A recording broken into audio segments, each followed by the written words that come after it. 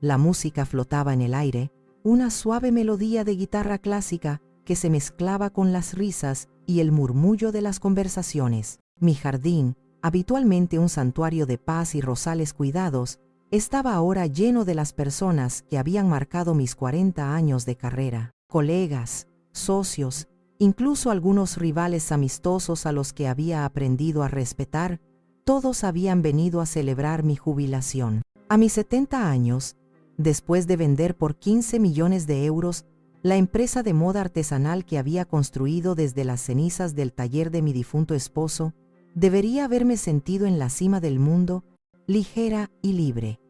En cambio, sentía un frío helado en la boca del estómago que no tenía nada que ver con el champán que circulaba en elegantes flautas de cristal. Mis ojos estaban fijos en mi nuera, Úrsula.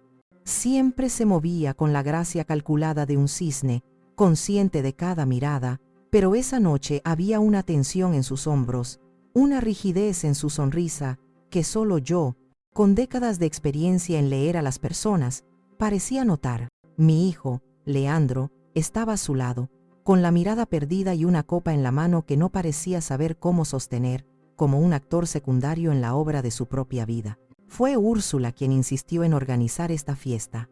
«Te lo mereces, suegra», había dicho con esa dulzura empalagosa que usaba como un arma, sus ojos brillando con una emoción que yo, ingenuamente, había confundido con afecto. «No tienes que mover un dedo. Leandro y yo nos encargamos de todo». Y yo, tontamente, agotada por los últimos meses de negociaciones, había querido creerla. La observé mientras se dirigía a la mesa de las bebidas, elegantemente dispuesta bajo el viejo roble, cuyas ramas parecían bendecir la escena. Sus ojos, afilados como fragmentos de obsidiana, rastrearon la habitación antes de detenerse en mí. Yo estaba conversando con Francisco, mi primer socio, fingiendo un profundo interés en sus planes de viajar por el mundo ahora que ambos éramos libres. Pero toda mi atención, cada fibra de mi ser, estaba en ella. Vi cómo su mano se deslizaba hacia su bolso de diseñador, un bolso que, por cierto, yo le había regalado en su último cumpleaños. Sacó un frasco diminuto, casi invisible, del tamaño de un dedal, que brilló por un instante bajo la luz de los farolillos. Con un movimiento rápido y furtivo, que intentó ocultar con su propio cuerpo, desenroscó la tapa y vertió su contenido incoloro en una copa específica. No era una copa cualquiera, era mi copa.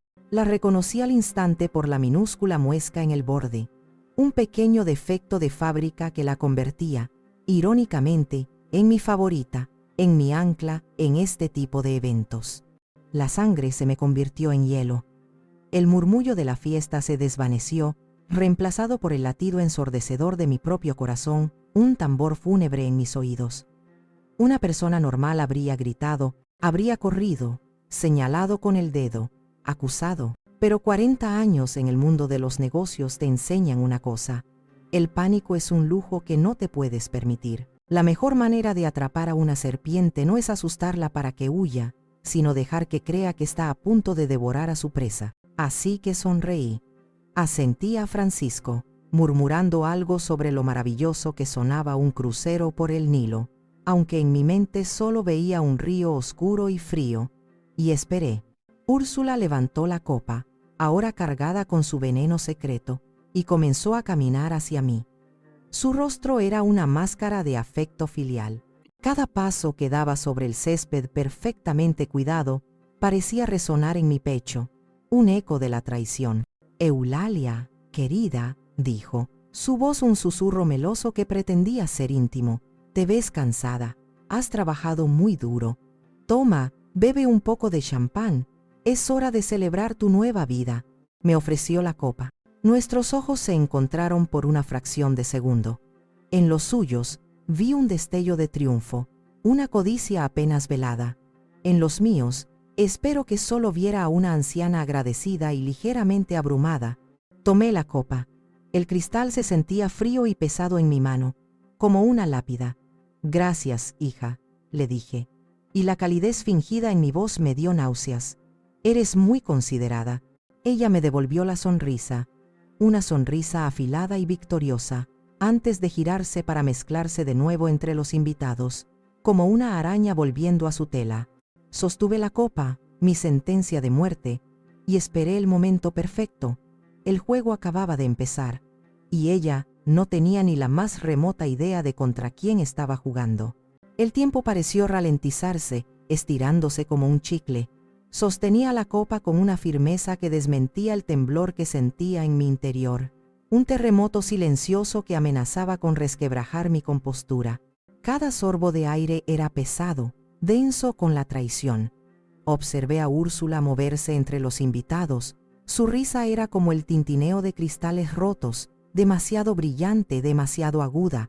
Se detuvo para mostrarles un nuevo brazalete de diamantes a una de mis vecinas, alardeando de un regalo de Leandro que, yo sabía muy bien, había sido pagado con el dinero que yo les había dado el mes pasado para arreglar unas goteras urgentes en el tejado. Esa ostentación, esa mentira descarada, fue su error. Esa distracción fue todo lo que necesité. A pocos metros de mí, junto a la fuente de piedra que mi esposo había instalado, estaba Rufina, la madre de Úrsula. Era una mujer sencilla, de pueblo, algo abrumada por el lujo de la fiesta, que miraba a su alrededor con una mezcla de orgullo por su hija y desconcierto por el entorno. Estaba sola, con las manos vacías, observando a su hija brillar desde la distancia. Era la pieza perfecta, el peón involuntario en mi tablero de ajedrez improvisado. Me acerqué a ella con una sonrisa amable, la misma que usaba para calmar a un inversor nervioso. «Rufina, qué alegría que hayas podido venir. ¿Estás disfrutando de la fiesta?». Ella parpadeó, sorprendida por mi atención. Parecía un pajarillo asustado. «Oh sí, Eulalia, todo es precioso. Mi Úrsula ha hecho un trabajo maravilloso. Siempre ha tenido tanto gusto». «Lo sé, es una chica muy capaz», respondí, mientras mi mente trabajaba a la velocidad de la luz, calculando ángulos y movimientos. «Pero te veo sin copa. No podemos permitir eso en la fiesta de mi jubilación». Miré a mi alrededor, fingiendo buscar a un camarero. Luego, con un gesto de naturalidad estudiada, coloqué mi copa envenenada en una pequeña repisa de piedra junto a su bolso de imitación de piel, justo al lado de donde ella estaba. Al mismo tiempo, tomé una copa limpia de una bandeja cercana que un camarero acababa de dejar. La maniobra fue fluida, imperceptible. «Aquí tienes», le dije, ofreciéndole la copa limpia. «Por nuestras familias, por el futuro de nuestros hijos». Ella la tomó, sus ojos humedecidos por la emoción.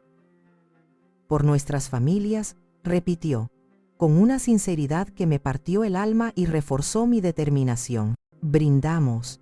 Bebí un sorbo del champán inocente mientras ella vaciaba casi la mitad de su copa limpia de un solo trago, como si tuviera sed. Me quedé charlando con ella un par de minutos más, preguntándole por sus otros hijos, por el pueblo, hablando de banalidades, del clima, de lo rápido que crecen los nietos. Entonces, me excusé con la promesa de volver a buscarla para presentarle a unos amigos. Volví a la repisa de piedra y, asegurándome de que nadie me prestaba atención, recogí la copa envenenada. Me moví hacia otra parte del jardín, un lugar más visible, donde sabía que Úrsula podría verme. Desde la distancia, levanté la copa en un brindis silencioso hacia ella. Ella me devolvió el gesto con una sonrisa cómplice y un casi imperceptible asentimiento. Creía que estaba brindando por mi propia muerte. Me senté en un banco de forja sosteniendo la copa sin beber y esperé. No pasó mucho tiempo. Primero, vi a Rufina llevarse una mano a la frente, con una expresión de confusión. Se la oí quejarse a su marido, un hombre corpulento y de rostro enrojecido, de que el champán tenía un sabor metálico, muy extraño. Luego, su rostro palideció, adquiriendo un tono ceroso bajo la luz de las guirnaldas. Sus ojos se pusieron en blanco y sus rodillas cedieron. Se desplomó sobre el césped con un ruido sordo, el cuerpo sacudido por violentas convulsiones. La espuma comenzó a formarse en las comisuras de sus labios. El primer grito vino de Úrsula. Fue un alarido agudo, lleno de un pánico teatral que merecía un premio. «Mamá, Dios mío, mamá, ¡Que alguien llame a una ambulancia! La música se detuvo abruptamente. Los invitados se arremolinaron alrededor del cuerpo de Rufina, formando un círculo de rostros horrorizados. Úrsula se arrodilló a su lado, llorando histéricamente. No sé qué ha pasado. Estaba perfectamente bien hace un minuto. Leandro corrió hacia ella, con el rostro pálido como el papel. ¿Qué ha pasado?, preguntó, su voz temblorosa. Pero mientras miraba el caos, vi algo más. Vi a Leandro lanzar una mirada fugaz y asesina a Úrsula. Una mirada que no era de preocupación, sino de pura furia. Y en los ojos de Úrsula, detrás de las lágrimas de cocodrilo, vi el mismo desconcierto helado que yo sentía. Esto no era parte del plan. Se suponía que la que debía estar en el suelo, convulsionando y agonizando, era yo. El sonido de la sirena de la ambulancia era un lamento agudo que cortaba la noche y ponía un sórdido punto final a mi celebración. Mientras los paramédicos trabajaban sobre el cuerpo inerte de Rufina, estabilizándola antes de subirla a la camilla, yo me mantuve a una distancia prudente, una espectadora silenciosa en mi propia tragedia. Mi mente, sin embargo, no estaba en el jardín. Estaba a miles de kilómetros y a más de 20 años de distancia, en una suite impersonal de un hotel de lujo en París. El recuerdo era tan vívido que casi podía oler el perfume rancio de las sábanas de seda y el café demasiado fuerte del servicio de habitaciones. Era el día de la graduación de Leandro en la Facultad de Arquitectura. Yo debería haber estado allí en primera fila, con un ramo de flores en la mano, con los ojos llenos de lágrimas de orgullo, mientras mi único hijo recibía su diploma. En cambio, estaba atrapada en una reunión interminable con unos compradores japoneses, negociando los detalles de un contrato que salvaría mi empresa de la bancarrota que se cernía sobre nosotros tras una crisis económica inesperada. Recuerdo haber mirado el reloj de oro que mi esposo me había regalado, cada 5 minutos, el corazón encogido de culpa. Las horas se arrastraban, cada minuto una pequeña traición a mi hijo. Cuando finalmente pude escaparme y llamar, con las manos temblando mientras marcaba el número, la ceremonia ya había terminado. «Hola, mamá», dijo Leandro al otro lado de la línea. Su voz, normalmente tan cálida y llena de vida, sonaba plana, vacía de emoción, como un paisaje después de una batalla. «Cariño, mi vida, lo siento tanto». La reunión se alargó más de lo esperado. No tienes idea de cuánto lo siento. ¿Cómo ha ido todo? ¿Estás feliz? Cuéntamelo todo. Mis palabras eran un torrente de excusas y preguntas desesperadas. Hubo un silencio largo y pesado que cruzó el océano. Podía imaginarlo al otro lado, con su toga y su birrete, rodeado de sus amigos y las familias de sus amigos. Todas las familias, excepto la suya. «Ha ido bien», dijo finalmente. Papá habría estado orgulloso. Aquellas palabras fueron como un puñal directo al corazón.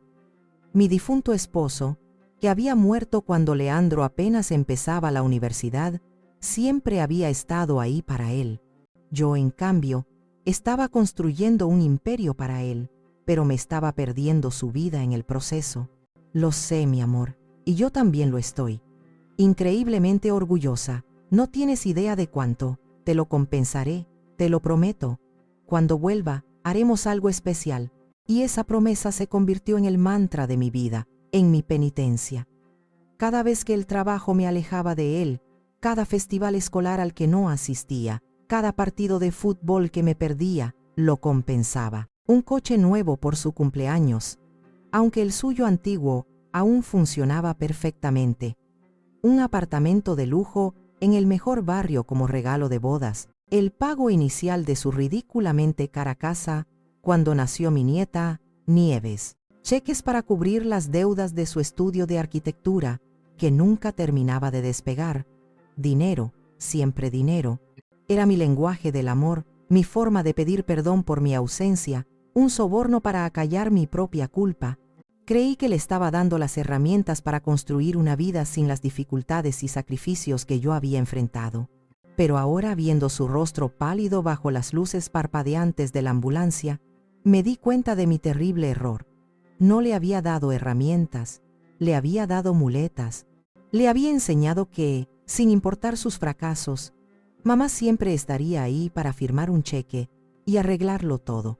Lo había convertido en un hombre débil, dependiente, incapaz de asumir la responsabilidad de sus propios errores. El títere perfecto para una mujer como Úrsula. Ella se aferraba a su brazo ahora, sollozando dramáticamente.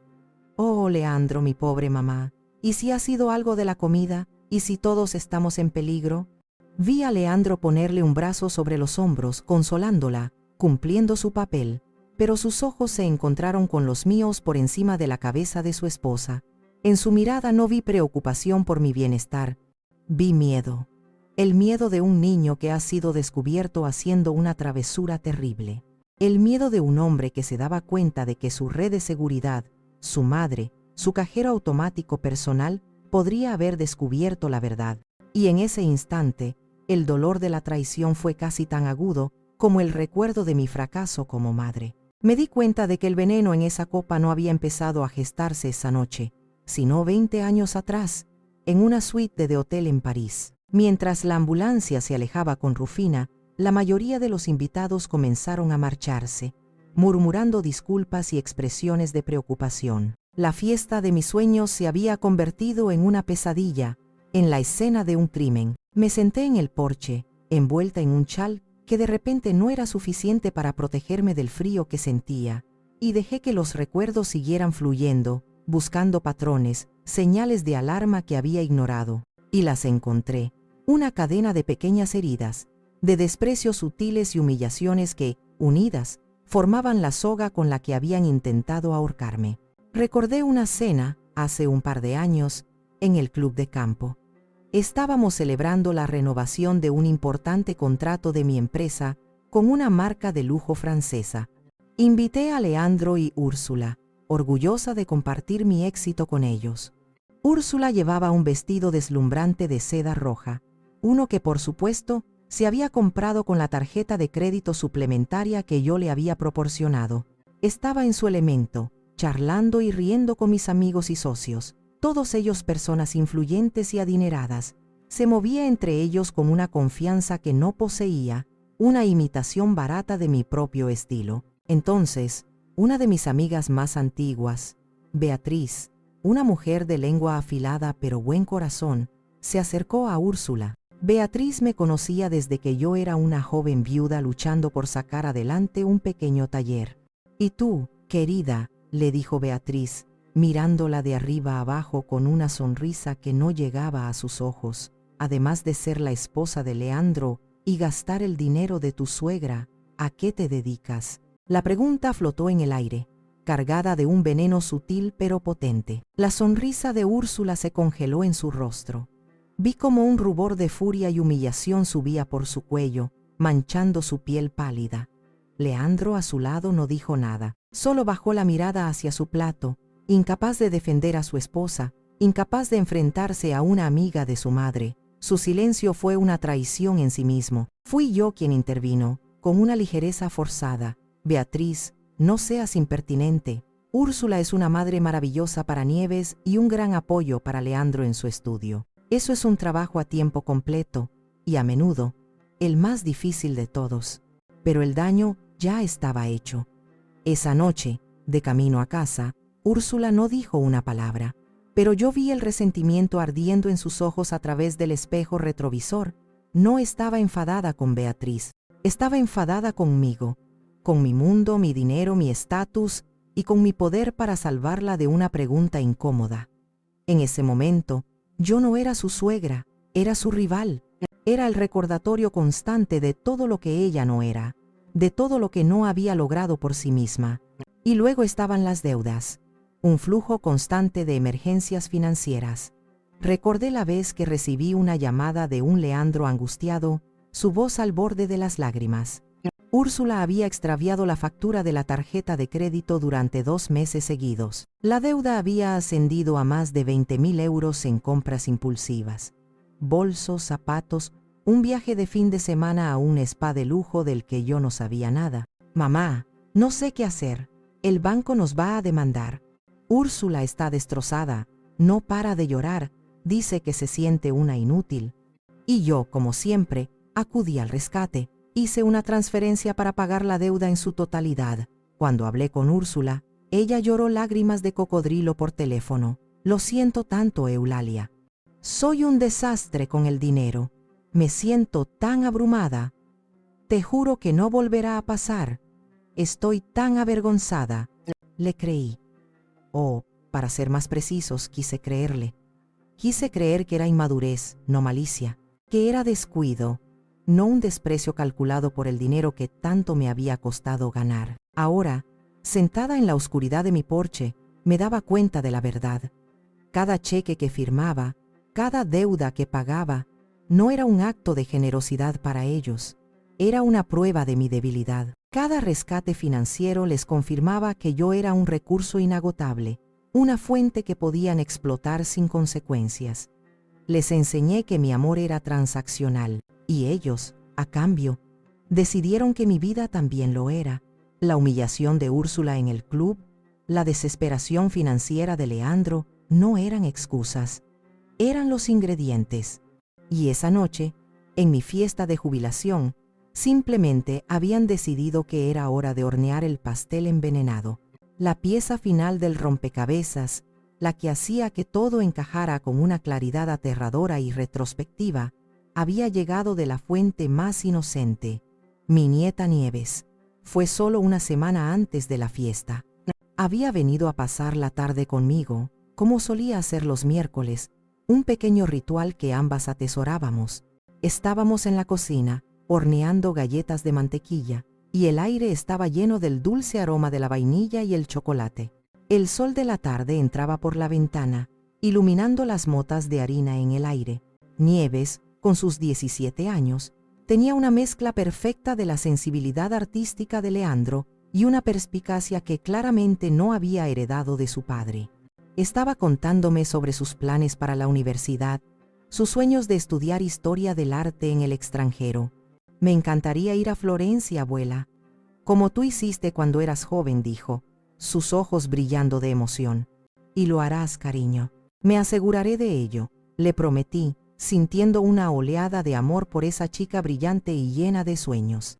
Entonces su expresión cambió. Dejó de amasar la masa y me miró con una seriedad impropia de su edad. Abuela, comenzó, con voz vacilante, no debería contarte esto, pero estoy un poco preocupada. ¿Por qué, mi vida? ¿Pasa algo en la escuela? ¿Algún chico te está molestando? No, no es eso. Son papá y mamá. Hizo una pausa, mordiéndose el labio, como si debatiera si debía continuar. Los escuché discutir anoche. No estaban gritando, pero hablaban muy bajo y muy rápido, como hacen cuando están realmente estresados y no quieren que yo los oiga. Dejé el rodillo y le di toda mi atención, limpiándome las manos en el delantal. ¿Sobre qué discutían? Sobre dinero. Otra vez. Papá decía algo sobre que los inversores se están retirando y que no puede aguantar un mes más. Se oía desesperado. ¿Y mamá? Mamá estaba muy enfadada. Le dijo que tenías que ayudarles. Dijo que si no los ayudabas esta vez, todo se iba a derrumbar. Sentí una punzada de familiaridad, un cansancio profundo, la misma historia de siempre.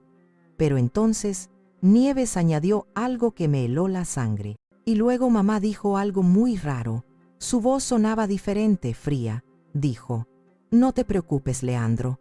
Tu madre no estará en condiciones de negarnos nada después de su fiesta. Tengo un plan. En ese momento, mi mente se negó a aceptar la implicación. Descarté sus palabras como una simple exageración dramática de Úrsula. Un plan para convencerme de firmar otro cheque, sin duda. Un poco de chantaje emocional, tal vez, amenazando con no dejarme ver a Nieves. Le dije a mi nieta que no se preocupara, que sus padres solo estaban pasando por un mal momento y que a veces los adultos decían cosas que no sentían de verdad, especialmente cuando estaban estresados por el dinero. Pero la frase se quedó grabada en mi mente, como una espina. No estará en condiciones de negarnos nada. ¡Qué ciega había sido! No se trataba de persuadirme, se trataba de incapacitarme. Ahora, con el eco de las sirenas todavía en el aire y el olor a miedo impregnando mi jardín, Las palabras de Úrsula adquirían su verdadero y monstruoso significado. El plan no era pedir, era tomar. Y si para tomarlo todo tenían que quitarme la vida, era un precio que, evidentemente, estaban dispuestos a pagar. La advertencia había estado ahí, entregada por la voz inocente de mi nieta. Y yo, en mi arrogancia, en mi creencia de que, a pesar de todo, mi hijo me quería, la había ignorado por completo. Fue el último y más costoso de mis errores. El hospital olía a antiséptico y a miedo. La sala de espera era un purgatorio de luces fluorescentes que parpadeaban y sillas de plástico incómodas que parecían diseñadas para torturar. Úrsula caminaba de un lado a otro, sus tacones caros haciendo un ruido agudo y rítmico sobre el linóleo, como un metrónomo marcando el compás de su ansiedad. Leandro estaba hundido en una silla, con la cabeza entre las manos, enviando mensajes de texto furiosamente, probablemente a sus acreedores. Yo me había negado a irme a casa. Rufina es casi como de la familia, declaré con una firmeza que no admitía discusión, ignorando las protestas de Leandro. Necesitaba estar allí. Necesitaba observar. Necesitaba ser la roca contra la que sus mentiras se estrellarían. Un médico salió finalmente, un hombre joven con cara de cansancio y una bata arrugada. La señora Rufina está estable, anunció. Hemos conseguido controlar las convulsiones y su ritmo cardíaco se ha normalizado. Los análisis preliminares son confusos, pero parece una reacción tóxica aguda a algo que ha ingerido. ¿Saben si ha comido algo fuera de lo común o si toma alguna medicación nueva? Úrsula se abalanzó sobre él, con los ojos llenos de lágrimas perfectamente actuadas. No, nada. Solo ha bebido un poco de champán en la fiesta. Dios mío, doctor, ¿cree que el champán estaba envenenado? Su actuación era impecable.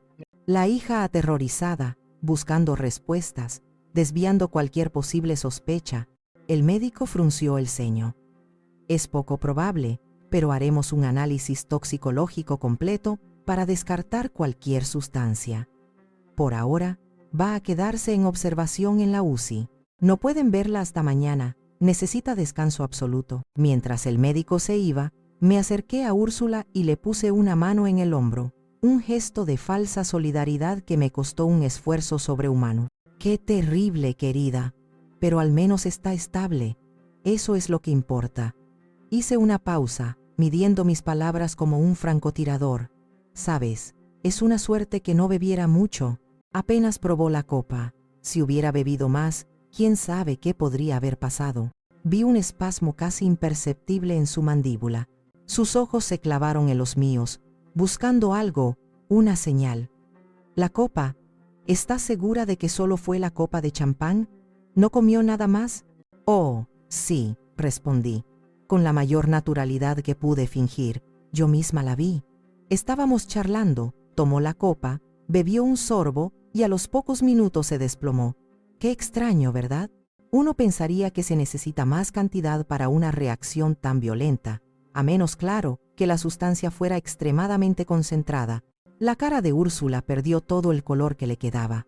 Estaba pensando, calculando. ¿Había fallado la dosis? ¿El veneno no era tan potente como creía? ¿O había sido yo demasiado rápida en mi intercambio? Estaba sembrando la duda en su mente, la primera semilla de mi contraataque psicológico. Leandro se levantó y se acercó a nosotras, su rostro una máscara de preocupación mal ensayada. Mamá, por favor, deberías irte a casa a descansar. Estás pálida. Úrsula y yo nos quedaremos aquí toda la noche si es necesario. Tonterías, dije, con una sonrisa que no llegó a mis ojos. No podría pegar ojo. Además, ahora estoy preocupada. Si fue el champán, ¿qué pasa con el resto de la botella? Todavía está en mi cocina. Quizás deberíamos dársela a la policía para que la analicen, solo para estar seguros y evitar que alguien más salga herido. El pánico en los ojos de Úrsula fue instantáneo y puro. No, es decir, no creo que sea necesario. El médico ha dicho que probablemente era una reacción alérgica de ella. No hay por qué alarmar a la policía. Sería un escándalo terrible para la familia. Supongo que tienes razón, concedí. fingiendo ceder. Sería una pena manchar el recuerdo de una fiesta tan bonita con un asunto policial tan desagradable.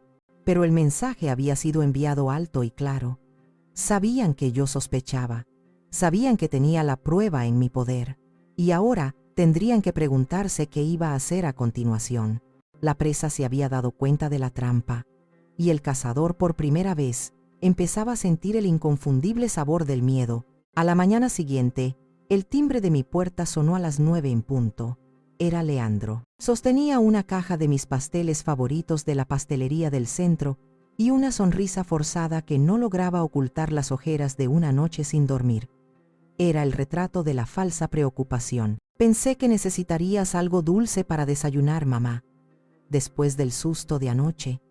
No hemos pegado ojo, preocupados por ti. Lo dejé pasar y preparé café en silencio, mientras él colocaba los pasteles en un plato con un cuidado exagerado, moviéndose por mi cocina con una familiaridad que ahora me resultaba obscena.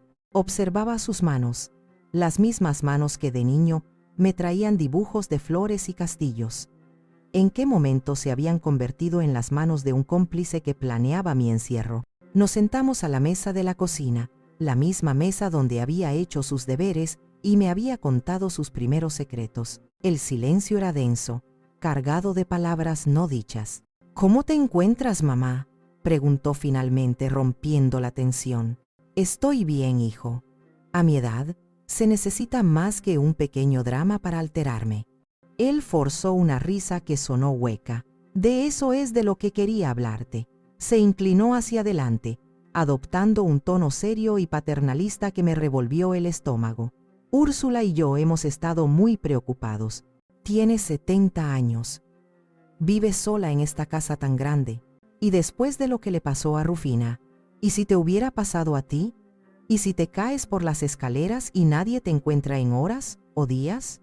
La audacia era monumental, casi admirable en su descaro. Estaba usando su propio intento de asesinato fallido como argumento para demostrar que yo era vulnerable. «Leandro», le interrumpí, mi voz tranquila pero firme como el acero. «Rufina se desplomó en una fiesta con 30 testigos y los paramédicos llegaron en menos de 10 minutos. Difícilmente es un argumento sobre los peligros de vivir sola». Él se pasó una mano por el pelo, un gesto nervioso que recordaba de su adolescencia, el mismo que hacía cuando estaba a punto de pedirme dinero para alguna estupidez. «No es eso, mamá. Es que hemos estado investigando.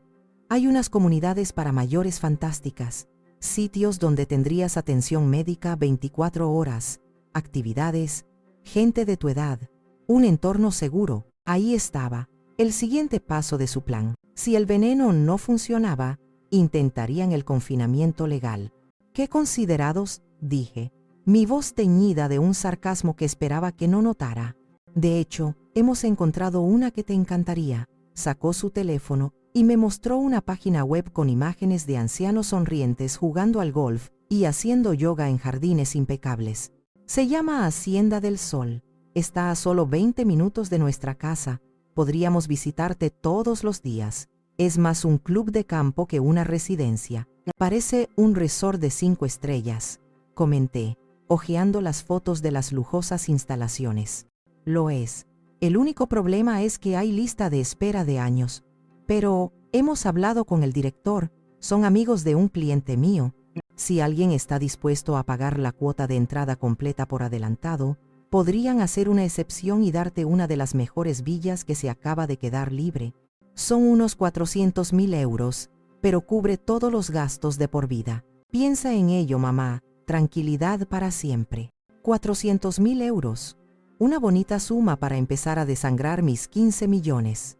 Y una vez que estuviera encerrada en la Hacienda del Sol, aislada de mis amigos y de mi abogado, ¿quién tendría mi poder notarial? ¿Quién tomaría las decisiones sobre mi dinero y mi vida? «Es una decisión muy importante, Leandro», dije, fingiendo sopesar la oferta con seriedad. «Tengo muchos recuerdos en esta casa, recuerdos de tu padre». «Papá lleva muerto 15 años», dijo con una suavidad cruel, como si me estuviera haciendo un favor al recordármelo. «¿No crees que es hora de empezar un nuevo capítulo? Uno en el que estés segura y nosotros podamos estar tranquilos. Si no hubiera visto lo que vi en la fiesta, sus palabras podrían haberme conmovido. Mi hijo, preocupado por su anciana madre, pero sabiendo la verdad, su solicitud era monstruosa. Quería comprar mi jaula con mi propio dinero. Le daré una vuelta, dije finalmente, bajando la mirada para ocultar la furia en mis ojos. Necesito tiempo para pensar. El alivio en su rostro fue inmediato, casi cómico. Claro, mamá, tómate el tiempo que necesites, pero no demasiado. La oferta no durará para siempre. Se fue poco después, dejándome con el sabor amargo de la traición y una caja de pasteles que ya no se me antojaban. El plan era claro. Si no podían matarme, me enterrarían en vida. Y lo peor de todo es que querían que yo misma cavara la tumba. Después de que Leandro se fuera, me quedé sentada en silencio durante casi una hora, la mente a toda velocidad, trazando diagramas de ataque y defensa. Me sentía como si estuviera en una partida de ajedrez a ciegas, intentando anticipar el siguiente movimiento de mi oponente. Estaba sola, rodeada de enemigos que llevaban la máscara de la familia. Necesitaba un aliado. Necesitaba a mi hermana. Marqué el número de Dominga. Ella vivía en la costa, a 3 horas en coche, pero siempre habíamos estado tan unidas como si viviéramos puerta con puerta. Dominga era mi opuesto en casi todo. Impulsiva donde yo era calculadora, brutalmente honesta donde yo era diplomática, y con un temperamento que podía hacer temblar a un sargento de la Marina. Era la única persona en el mundo a la que no podía mentir. Eulalia, ¿qué pasa? Suenas terrible, dijo, su voz áspera y directa al otro lado de la línea sin rodeos. Y entonces, se lo conté todo. Las palabras salieron de mí en un torrente incontenible. La sospecha, el frasco, el intercambio de copas, la caída de Rufina, la visita de Leandro, la hacienda del sol. Cuando terminé, solo hubo silencio al otro lado. Un silencio tan pesado que pensé que se había cortado la llamada. Dominga, ¿estás ahí?, pregunté, con el corazón en un puño. Estoy aquí, respondió finalmente. Su voz era un gruñido bajo y furioso. Estoy aquí, y estoy pensando en todas las formas, lentas y dolorosas, en que voy a hacer que esa víbora y ese cobarde paguen por esto. Voy para allá. Estaré en tu casa antes de la cena. No hace falta que vengas, de verdad. Empecé a decir. No era una pregunta, Eulalia. Es una declaración de guerra, y una no deja que su hermana vaya a la guerra sola. Prepara el tequila bueno. Colgué el teléfono sintiendo que un enorme peso se había levantado de mis hombros. No estaba sola. Mientras esperaba a Dominga, tomé una decisión. Fui a la cocina y cogí la botella de champán que Úrsula había abierto, la que aún estaba medio llena. La envolví con cuidado en un paño de cocina. La metí en una bolsa de lona y la guardé en el fondo de la despensa, detrás de unas latas de conserva viejas, lejos de miradas indiscretas. Era mi única prueba física, mi póliza de seguro. Dominga llegó como un huracán, con los ojos echando chispas y una botella de tequila reposado en la mano. Lo primero es lo primero, dijo, ignorando mis saludos y dirigiéndose directamente a la cocina para coger 2 generosos vasos y unos limones. Brindemos por el hecho de que esa arpía es una envenenadora incompetente. Su humor negro era exactamente lo que necesitaba.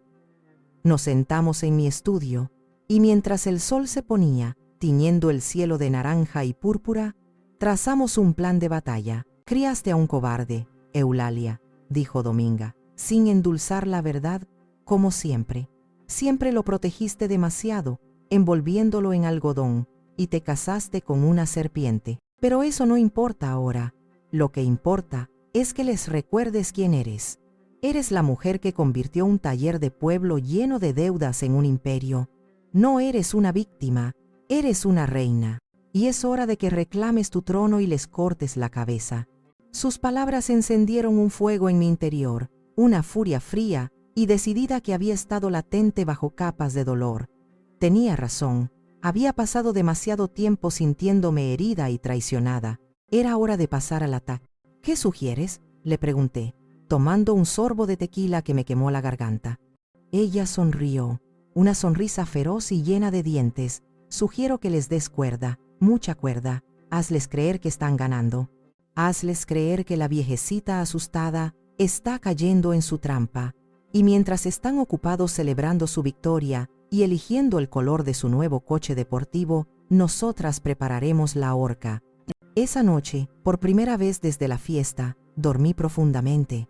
El miedo se había ido, reemplazado por una determinación de acero. Ya no se trataba solo de sobrevivir, se trataba de ganar. A la mañana siguiente, con Dominga roncando suavemente en la habitación de invitados, llamé a don Gastón, el abogado de la familia. Había sido el mejor amigo de mi difunto esposo y mi confidente legal durante más de 30 años. Gastón era un hombre de la vieja escuela, meticuloso, discreto y ferozmente leal. Su voz, siempre calmada y tranquilizadora, fue un bálsamo para mis nervios. Eulalia, me tenías preocupado. Leí en el periódico local una nota sobre un incidente médico en tu fiesta. ¿Estás bien? Estoy bien, Gastón, pero necesito verte. Es urgente y es confidencial. Traeré a Dominga conmigo. Mi puerta siempre está abierta para vosotras dos. Venid cuando queráis. Una hora más tarde, estábamos sentadas en su opulento despacho, rodeadas de libros de leyes encuadernados en cuero y el aroma a madera de cedro y cigarros caros. Le conté la historia, desde la advertencia de Nieves hasta la oferta de la Hacienda del Sol. Él escuchó en silencio, con los dedos entrelazados sobre su escritorio, su rostro impasible. Solo un ligero endurecimiento de su mandíbula y la forma en que su mirada se clavó en un punto lejano de la pared traicionaban su indignación. Cuando terminé, se reclinó en su sillón de cuero y suspiró profundamente. Siempre supe que esa chica, Úrsula, era una revista. Tenía la codicia escrita en los ojos el día que se casó con Leandro.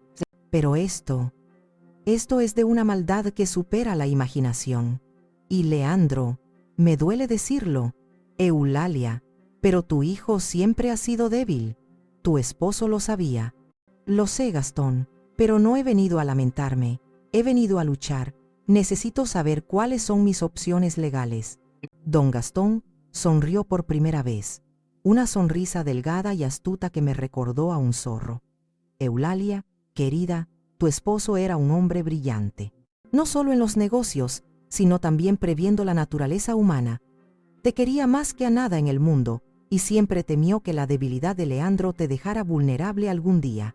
Abrió un cajón de su escritorio y sacó una carpeta gruesa y polvorienta, atada con una cinta. La deslizó sobre la mesa hacia mí. Esto es algo que tu esposo y yo preparamos en secreto el último año de su vida, cuando ya estaba enfermo.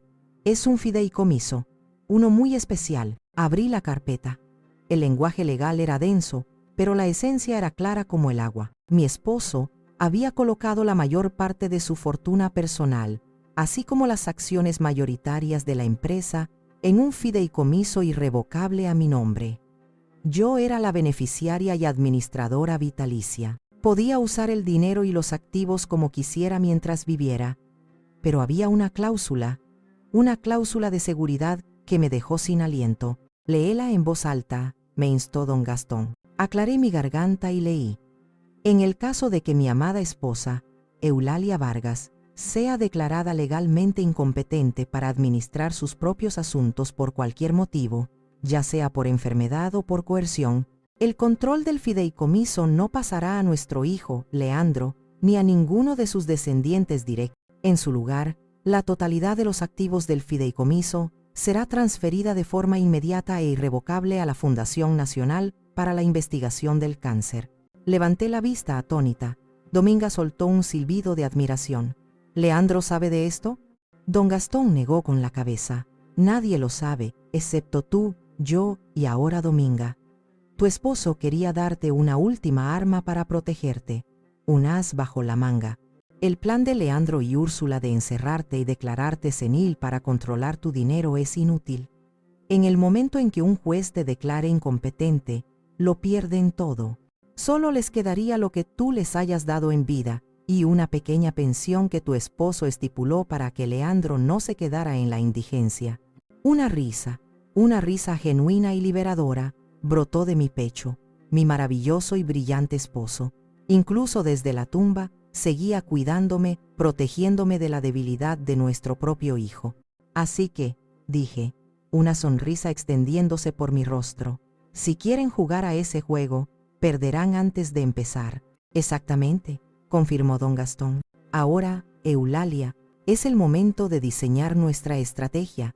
Y créeme, vamos a disfrutar cada minuto de ella. Tenemos el motivo y el método, dijo don Gastón, caminando de un lado a otro de su despacho como un general planeando una batalla. Y tenemos un arma secreta con el fideicomiso, pero necesitamos pruebas irrefutables.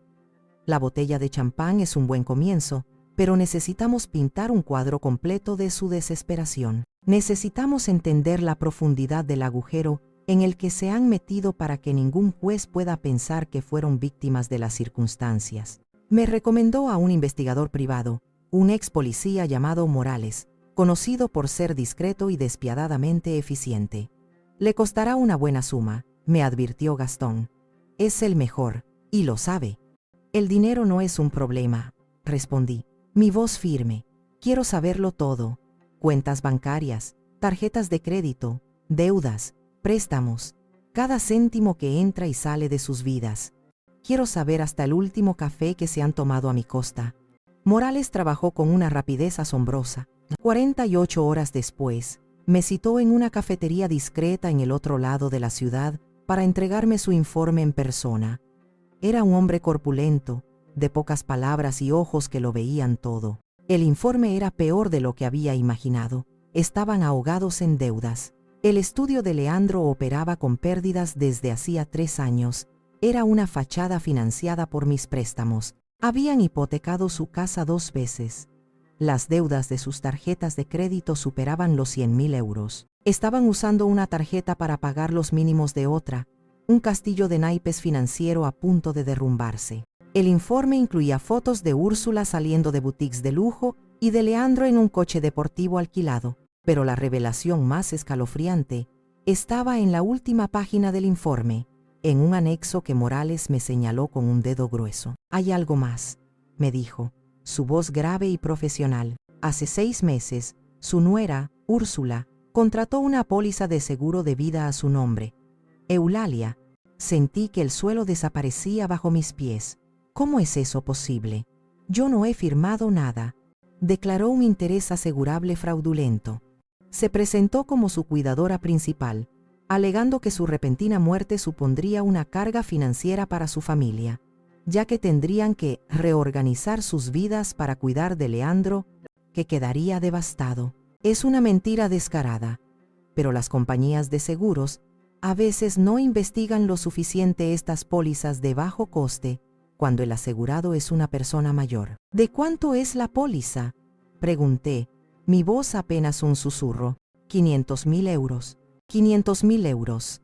No era una fortuna comparado con el resto, pero era dinero rápido y limpio, libre de impuestos.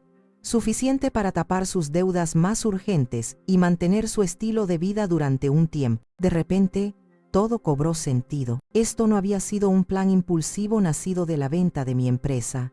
Llevaban planeando mi muerte durante al menos 6 meses. La venta de los 15 millones solo había acelerado sus planes, haciéndolos más codiciosos y descuidados. Pagué a Morales y me fui, con el informe en mi bolso como si fuera una bomba. Conduje hasta la costa y me senté en mi coche frente al mar, viendo las olas romper contra las rocas. El frío del informe parecía haberse metido en mis huesos. Esto iba más allá del dinero. Era una ejecución premeditada. Llamé a don Gastón y le leí las conclusiones del informe. Hubo un largo silencio al otro lado. Gastón, esto es intento de asesinato con premeditación, dije finalmente, mi voz temblando de rabia. Lo es, Eulalia, y ahora tenemos todo lo que necesitamos para destruirlos. La pregunta es, ¿cómo quieres hacerlo? Podemos ir a la policía ahora mismo y terminar con esto. No, le interrumpí. Mi decisión más firme que nunca. No todavía. Han intentado convertirme en una víctima, en una anciana senil y desamparada. No les daré esa satisfacción. No quiero que esto termine en un sórdido juicio donde ellos se declaren víctimas de sus circunstancias y de la presión social. Quiero que se condenen a sí mismos. Quiero que caigan en una trampa que ellos mismos han ayudado a construir. ¿Qué tienes en mente?, preguntó Gastón, y pude percibir una nota de admiración en su voz. Tengo en mente una última actuación, y voy a necesitar tu ayuda para escribir el guión. El siguiente paso de mi plan requería una actuación digna de un premio.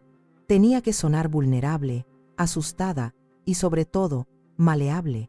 Con Dominga a mi lado como apuntadora, llamé a Leandro. Puse un temblor deliberado en mi voz, un tono de fragilidad que sabía que él, en su arrogancia, interpretaría como una victoria. Leandro, hijo, comencé, haciendo una pausa para un suspiro tembloroso que había ensayado varias veces.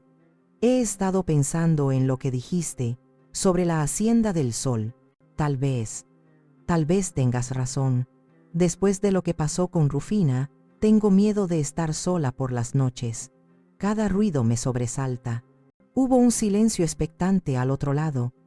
Podía casi oír las ruedas de su mente girando, saboreando el éxito. ¿De verdad, mamá?, dijo finalmente, incapaz de ocultar el tono de triunfo en su voz. Creo que es la decisión correcta. Estarás segura y cuidada. Haces bien en pensar en tu bienestar. Lo sé, cariño, pero es todo tan complicado. Los papeles, las finanzas, mi cabeza da vueltas. Con todo este estrés, no me siento capaz. ¿Podríais tú y Úrsula ayudarme? No confío en nadie más para algo tan importante. Por supuesto, mamá, claro que sí. Nos encargaremos de todo. No tienes que preocuparte por nada, dijo, con una generosidad que resultaba obscena. Hay una cosa más, añadí, como si se me acabara de ocurrir, una idea confusa de una mente senil. El director de la residencia mencionó algo sobre un poder notarial. Dijo que era un requisito, por si alguna vez no puedo tomar decisiones por mí misma. Me gustaría que fueras tú, Leandro, quien tuviera ese poder. Eres mi único hijo. El anzuelo, el sedal y la plomada. Se lo había tragado todo. La promesa de un control total e inmediato sobre mi fortuna era demasiado tentadora para resistirse. Sería un honor, mamá, lo que necesites.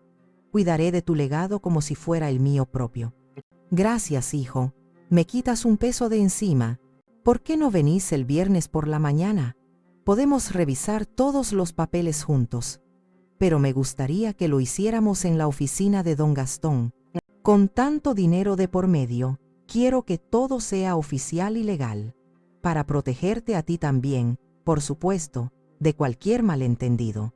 Una idea excelente, mamá. La prudencia ante todo. El viernes a las 10 en punto, entonces. En la oficina de Gastón. Colgué y miré a Dominga. Ambas sonreímos. La trampa estaba puesta. Ahora solo tenía que asegurarme de que fuera a prueba de escapes. Llamé a don Gastón inmediatamente. ¿Han picado? Viernes, a las 10, en tu despacho. Perfecto, respondió él, con calma.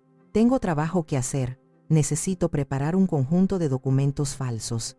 Un contrato de admisión para la Hacienda del Sol y un poder notarial que parezcan absolutamente reales. ¿Qué poder les dará?, pregunté. Gastón se rió entre dientes. Les dará el poder absoluto y total sobre una cuenta bancaria que abriremos a tu nombre. Una cuenta que contendrá la principesca suma de €1. Eres un genio diabólico, Gastón. He tenido una buena maestra, Eulalia. Ahora, escucha con atención. El viernes, cuando lleguen, quiero que parezcas frágil, confundida. Deja que ellos lleven la voz cantante. Deja que te expliquen los documentos como si fueras una niña. Haz preguntas tontas. Firma donde te digan. Tenemos que hacerles sentir que tienen el control total, que su plan ha funcionado a la perfección. Cuanto más alto vuelen, más dura será la caída. Pasé los 2 días siguientes ensayando mi papel. Practiqué mi mirada perdida, mi mano temblorosa, mi voz vacilante. Dominga, que se había quedado conmigo, actuaba como un director de teatro implacable. No, más frágil. Quiero ver el miedo en tus ojos. Imagina que realmente crees que te están encerrando y te están robando. Cuando llegó el viernes por la mañana, estaba lista. Me puse un vestido sencillo, de colores apagados. No me maquillé. Parecía exactamente lo que ellos querían ver. Una anciana rica, cansada y derrotada, lista para entregar su reino. El despacho de don Gastón olía a victoria anticipada y a cuero caro. Leandro y Úrsula llegaron puntuales, vestidos con sus mejores galas, como si fueran a la firma de un tratado de paz que los declarara vencedores. Úrsula me dio un abrazo que se sintió como el de una boa constrictor, susurrando: «Estamos muy orgullosos de ti, suegra, por tomar esta decisión tan valiente cerca de mi oído». Leandro me sonreía con una pena condescendiente, el hijo pródigo cuidando de su pobre y descarriada madre. Don Gastón nos recibió con una solemnidad profesional, su rostro una máscara impenetrable que no delataba nada. Nos condujo a la gran sala de juntas, donde una imponente mesa de caoba estaba cubierta de carpetas y documentos perfectamente alineados. «Buenos días», dijo Gastón. «He preparado todos los documentos según las instrucciones de Eulalia, el contrato de admisión para la Hacienda del Sol y el poder notarial general a favor de Leandro». Se sentaron frente a mí, con los ojos brillantes de codicia. Yo adopté mi papel de anciana confundida, mirando la pila de papeles con aprensión. «¿Es tanto papel?», suspiré, llevándome una mano a la sien. «No entiendo la mitad de estas palabras legales. Me siento tan tonta». «No te preocupes, suegra, para eso estamos aquí», dijo Úrsula, con su voz más melosa, tomando el control de la situación. Deslizó la primera carpeta hacia mí. «Esto es solo el contrato con la residencia. Dice que estás de acuerdo en mudarte y seguir sus normas. Lo típico». Leandro señaló un párrafo. «Y aquí, mamá, es donde autorizas el pago de la cuota de entrada, 400.000 euros. Gastón puede hacer la transferencia hoy mismo desde tu cuenta de inversión para asegurar la villa». Asentí lentamente, como si estuviera procesando una información muy compleja. «De acuerdo. Si vosotros decís que está bien, confío en vuestro criterio». Luego, pasaron al plato fuerte, el poder notarial. «Este es el documento más importante, mamá», explicó Leandro, con un tono paciente y simplificado, como si le hablara a una niña. «Esto me da la autoridad para manejar todos tus asuntos financieros, tus cuentas, tus propiedades, tus acciones. Todo es para que no tengas que preocuparte por nada nunca más. Solo tienes que relajarte y disfrutar de tus últimos años». «¿Todo?», pregunté con una falsa inocencia, abriendo los ojos. «¿Tendrás control sobre todo mi dinero?». «Es solo una formalidad, una precaución», intervino Úrsula rápidamente posando su mano sobre la mía, «para protegerte, para asegurarnos de que nadie se aproveche de ti en tu vejez». La ironía era tan densa que se podría haber cortado con un cuchillo. Miré a don Gastón, buscando su aprobación. «¿Estás seguro de que esto es estándar, Gastón?». Él asintió gravemente, sin pestañear. «Es un poder notarial muy completo, Eulalia, tal y como me pediste que preparara». Suspiré una última vez, una rendición teatral. «Bueno, si es lo que debo hacer, por el bien de la familia». Tomé la pluma de oro que Úrsula me ofrecía. Mi mano temblaba, pero esta vez el temblor era real, no de miedo, sino de la adrenalina pura que recorría mis venas. Con una caligrafía deliberadamente torpe y temblorosa, firmé cada documento, firmé mi ingreso en una prisión dorada, firmé la entrega de mi imperio. Leandro tomó los papeles firmados, sus manos apenas disimulando su excitación. Los sostuvo como si fueran un trofeo de caza. «Ya está, mamá, ya está todo hecho, has hecho lo correcto». Úrsula le sonrió a su marido, una mirada de puro triunfo y complicidad. Habían ganado, lo tenían todo. Me recliné en mi silla, sintiéndome repentinamente muy cansada. «Me alegro de que todo haya terminado», susurré. «Oh, Eulalia», dijo Úrsula, su voz goteando una falsa compasión que ya no se molestaba en ocultar del todo. «Esto no es el final, es solo el principio de tu nueva y tranquila vida». Y en eso, al menos, no se equivocaba. Justo cuando Leandro apilaba los documentos firmados con una sonrisa de satisfacción, a punto de guardarlos en su maletín de cuero, don Gastón se aclaró la garganta. El sonido, aunque suave, retumbó en el silencio de la sala como un trueno. Hay un par de asuntos más que debemos tratar antes de concluir, dijo, su tono cambiando de profesional a glacial. Su amabilidad había desaparecido, reemplazada por la de un juez a punto de dictar sentencia. Leandro y Úrsula lo miraron, su euforia interrumpida bruscamente. ¿Qué asuntos?, preguntó Leandro, con un toque de impaciencia. Creía que ya habíamos terminado. Don Gastón no respondió directamente. En su lugar, sacó otra carpeta de su maletín. Una carpeta de un color rojo intenso, el color de la sangre y el peligro. La abrió lentamente, saboreando el momento. He encargado un informe financiero completo sobre la situación actual de usted, Leandro, y de su esposa, Úrsula. La sonrisa de Leandro vaciló y murió. ¿Por qué harías eso? Eso no es asunto tuyo. Eulalia me lo pidió. Verá, estaba preocupada. Pensaba que tal vez su generosidad no estaba siendo bien administrada. Gastón sacó una pila de papeles y los extendió sobre la mesa como si fueran cartas de una mano ganadora. Este informe detalla deudas por valor de más de 100.000 euros en tarjetas de crédito, 2 hipotecas sobre su casa y un negocio que ha estado operando con pérdidas durante los últimos 3 años. En resumen, están en bancarrota técnica. La cara de Úrsula se contrajo. No tiene derecho a husmear en nuestras vidas privadas. Es ilegal. Oh, pero lo tengo, intervine yo, mi voz perdiendo toda su fragilidad y adquiriendo un filo de acero que no habían oído en años. Cuando se trata de mi dinero, tengo todo el derecho. Y querida, es perfectamente legal. Don Gastón continuó, imperturbable. Pero eso no es lo más preocupante. Lo más preocupante es esto. Deslizó una copia de un documento sobre la mesa. Una póliza de seguro de vida por valor de 500.000 euros. Contratada por usted, Úrsula, a nombre de su suegra, hace 6 meses. Una póliza que se cobraría tras la muerte accidental de Eulalia. El silencio que siguió fue total. Se podía oír el zumbido del aire acondicionado. Leandro miraba el papel como si fuera una serpiente. Se giró hacia su esposa, con los ojos desorbitados. Úrsula, ¿qué es esto? ¿Me lo puedes explicar?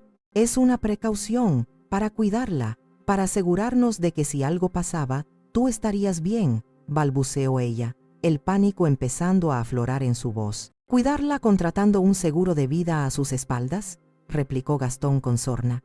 Interesante concepto de cuidado, tan interesante como el resultado de este análisis toxicológico. Sacó otro informe. Este es del laboratorio forense de la policía. Analizaron el contenido restante de la botella de champán que se sirvió en la fiesta de Eulalia. Encontraron altas concentraciones de oleandrina, un potente veneno cardíaco extraído de la adelfa, una planta que casualmente usted tiene en abundancia en su jardín. Úrsula. Leandro se levantó de golpe tirando su silla hacia atrás con un estrépito. Veneno. Dios mío, Úrsula, ¿qué has hecho? Y finalmente, don Gastón sacó la última carpeta, la del fideicomiso. La abrió con la solemnidad de un verdugo. Y para concluir, dijo, su voz resonando con una finalidad terrible. Me gustaría leerles una cláusula del fideicomiso que el difunto esposo de Eulalia estableció para protegerla. La cláusula establece que si Eulalia es declarada incompetente, toda su fortuna pasa a una fundación benéfica. Usted, Leandro, solo recibiría una pequeña pensión mensual. El poder notarial que acaban de firmar con tanta alegría solo les da control sobre una cuenta con 1 euro. El juego ha terminado. Han perdido. Ese fue el momento en que Úrsula se rompió. El rostro de Úrsula pasó del pánico a una furia pura y desatada.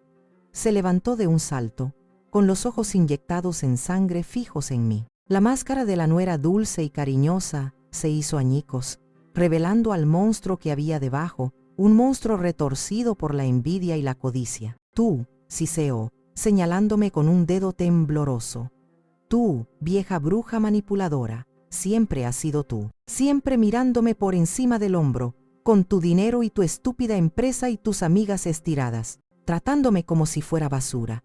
¿Yo te miraba por encima del hombro, Úrsula?, respondí, mi voz peligrosamente tranquila, cada palabra un trozo de hielo. ¿O es que no soportabas vivir a la sombra de alguien que construyó su propio éxito en lugar de casarse con él? ¿Te molestaba que mi nombre significara algo, mientras que el tuyo solo era una nota a pie de página en la vida de mi hijo? «Te lo merecías», gritó, su voz subiendo a un chillido histérico que rebotó en las paredes de madera. «Te merecías morir, sentada en tu trono de millones mientras tu propio hijo fracasaba, mientras yo tenía que soportar las miradas de lástima de tus amigas ricas. Sí, lo hice, puse el veneno en tu copa, y mi único error fue no poner el doble y asegurarme de que te lo bebieras tú misma delante de mis narices». Leandro se desplomó en su silla, con el rostro desencajado por el horror, emitiendo un sonido ahogado, como si le hubieran golpeado. «Úrsula, no, por el amor de Dios». «Charlotte, ¿callarme? ¿Por qué? ¿Para proteger a este cobarde?», espetó ella, girándose hacia su marido con un desprecio absoluto. «Tú querías el dinero tanto como yo. No te hagas el santo ahora. Estabas ahí, viste lo que hacía, no dijiste nada. Estabas dispuesto a dejarla morir para poder pagar tus deudas». «Yo no sabía que era veneno», gimió Leandro, su voz rota. «Te lo juro, pensé que era un somnífero, algo para asustarla, para que aceptara mudarse a la residencia. Nunca habría permitido». «Oh, por favor», se burló Úrsula, con una risa cruel y sin alegría. «¿De verdad eres tan estúpido? ¿O solo eres un cobarde que no quiere admitir que también eres un asesino en el fondo? Siempre has sido débil, Leandro. Débil y patético». Mientras el veneno verbal llenaba la habitación, la puerta de la sala de juntas se abrió silenciosamente. 2 detectives de policía entraron, sus rostros serios e impasibles. Iban seguidos por una figura pequeña y temblorosa, envuelta en un chal. Era Rufina, la madre de Úrsula. Su rostro estaba pálido y demacrado, pero sus ojos estaban llenos de una terrible resolución. Úrsula se quedó helada, la boca abierta en mitad de un insulto. Su furia se evaporó, reemplazada por un miedo puro y primordial. Uno de los detectives se acercó a ella. «Úrsula de la Torre, queda usted arrestada por el intento de asesinato de Eulalia Vargas y la intoxicación de Rufina Castro». «No pueden probar nada», gritó Úrsula, empezando a luchar mientras le ponían las esposas. «Es su palabra contra la mía. Esta vieja está senil». Rufina dio un paso adelante, su voz apenas un susurro roto, pero cada palabra resonó en la sala. «No, hija, no es solo su palabra». Miró directamente a los ojos de Úrsula, y en esa mirada vi el corazón roto de una madre. «Yo te vi, en la fiesta, antes de desmayarme. Te vi cerca de la copa de Eulalia. Te vi con el frasco. No sabía lo que era, pero ahora lo sé. Y te oí. Te acabo de oír confesarlo todo». La última pizca de lucha abandonó a Úrsula. Se quedó flácida, derrotada. Mientras se la llevaban, sus ojos se encontraron con los míos. Estaban llenos de un odio tan puro que casi me hizo retroceder. Leandro no se movió. Se quedó sentado, con la cabeza entre las manos, sollozando en silencio. El arquitecto de su propia ruina. Me levanté lentamente. El drama había terminado, había ganado, pero mientras miraba a mi hijo destrozado, no sentí ningún atisbo de victoria, solo un vacío profundo y desolador. Los meses que siguieron fueron un borrón de procedimientos legales y titulares de periódicos locales. La confesión de Úrsula, grabada por las cámaras de seguridad de la oficina de don Gastón, junto con el testimonio de su propia madre y las pruebas acumuladas por Morales, sellaron su destino. Fue sentenciada a 15 años de prisión por intento de asesinato. Leandro, gracias a su aparente ignorancia sobre la naturaleza del veneno y a la hábil defensa de un abogado que, irónicamente, tuvo que pagar con el último favor que le pidió a don Gastón, evitó los cargos de conspiración para cometer asesinato. Sin embargo, su vida se desmoronó. Los acreedores cayeron sobre él como buitres. Perdió su negocio, su casa, su reputación, lo perdió todo. Un día, 6 meses después del arresto, apareció en mi puerta. Era una tarde lluviosa de otoño.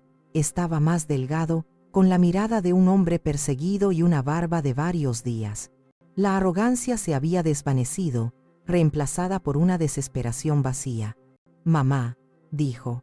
Su voz era un graznido ronco. Lo dejé pasar, pero no lo invité a sentarse. Nos quedamos de pie en el vestíbulo, un abismo de traición y dolor entre nosotros. El aire estaba cargado de todo lo que nunca podríamos recuperar. He venido a pedirte perdón, dijo, sin mirarme a los ojos, fijando la vista en un punto de la alfombra. Sé que lo que hice, lo que permití que pasara, no tiene nombre. Fui un cobarde, un tonto codicioso, y lo he perdido todo por ello. Me lo merezco. Esperaba que sus palabras removieran algo en mí, una chispa de compasión quizás, un eco del amor que una vez sentí por el niño que fue, el que me traía flores silvestres del campo, pero no sentí nada, solo un cansancio infinito, el agotamiento de una guerra que nunca quise librar. Lo miré, no con la ira que había sentido, sino con una fría y triste claridad. El perdón, Leandro, es para las personas que cometen errores. Tú no cometiste un error, tomaste una serie de decisiones, día tras día, durante años. Decidiste valorar el dinero por encima de tu madre. Decidiste aliarte con una mujer que deseaba mi muerte. Decidiste que mi vida era un obstáculo para tu comodidad. Eso no es un error, es un carácter. Levantó la vista, con lágrimas silenciosas recorriendo sus mejillas. ¿No hay nada que pueda hacer? ¿Nada que pueda decir para arreglarlo? Hay cosas que, una vez rotas, no se pueden arreglar, Leandro. La confianza es una de ellas. Hice una pausa, reuniendo mis fuerzas para decir lo que tenía que decir. El hijo que yo crié, el niño que amaba los castillos y las flores, murió hace mucho tiempo, quizás en esa suite de hotel en París. El hombre que está frente a mí es un extraño. Y no le debo nada a un extraño. Fui a mi estudio y volví con un cheque. Se lo extendí. Esto es para que empieces de nuevo, en otro lugar. Lejos de aquí, es el último dinero que recibirás de mí. No es un regalo, es una indemnización por despido. Te estoy despidiendo de mi vida. Dudó un momento, su mano temblando. Miró el cheque, luego a mí, y finalmente lo tomó. La facilidad con la que aceptó el dinero fue la confirmación final y dolorosa de que había tomado la decisión correcta. Lo vi irse, una figura encorvada que se alejaba bajo la lluvia. No sentí alivio, no sentí satisfacción, solo la dolorosa aceptación de una amputación necesaria. A veces, para salvar tu propia vida, tienes que cortar la parte de ti que se ha podrido, aunque duela como el infierno. La vida, después de la tormenta, encontró un nuevo tipo de calma, una calma que al principio se sentía extraña, vacía, pero que poco a poco se fue llenando de una paz que no había conocido en años. Vendí la enorme casa que tantos malos recuerdos albergaba y me mudé a un apartamento más pequeño pero luminoso, con una gran terraza que daba al mar. El sonido constante de las olas era un recordatorio de que todo fluye, de que todo pasa. Mi hermana Dominga venía a visitarme a menudo, y nuestras risas, libres de las tensiones del pasado, volvían a llenar el silencio. Mi nieta, Nieves, fue mi salvación, mi ancla en el mundo. Con una madurez que me asombraba, había navegado por la destrucción de su familia con una gracia increíble. Cuando cumplió los 18, después de un año tumultuoso viviendo con sus abuelos maternos, que no sabían cómo lidiar con la vergüenza, tomó una decisión. Se presentó en mi puerta con una maleta y una mirada decidida. Papá se ha ido de la ciudad, abuela, y no quiero vivir con ellos, quiero estar contigo, quiero estudiar derecho, como don Gastón. Quiero aprender a ser fuerte, como tú. Mi corazón, que creía seco y marchito, sintió una oleada de amor tan intensa que me dejó sin aliento. Por supuesto que se quedó a vivir conmigo, y la casa se llenó de nuevo de vida, de sus libros de texto, de su música, de sus amigas que venían a estudiar. En sus ojos, vi la oportunidad de un nuevo comienzo, de construir un legado basado en algo más que el dinero.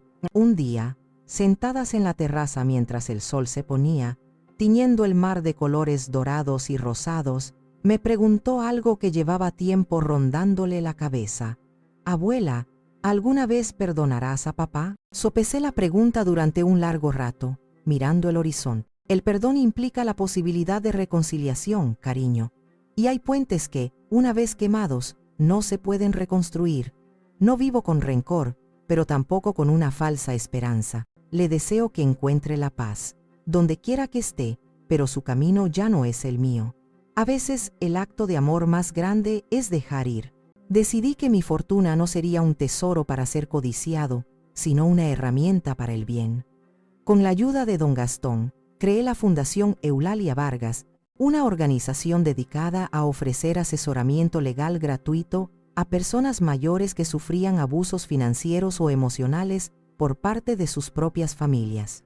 Mi historia, contada de forma anónima en nuestros folletos, se convirtió en un faro de advertencia y de esperanza para muchos. Escuchar sus historias, ayudarlos a encontrar la fuerza para defenderse, le dio a mi vida un propósito que había perdido.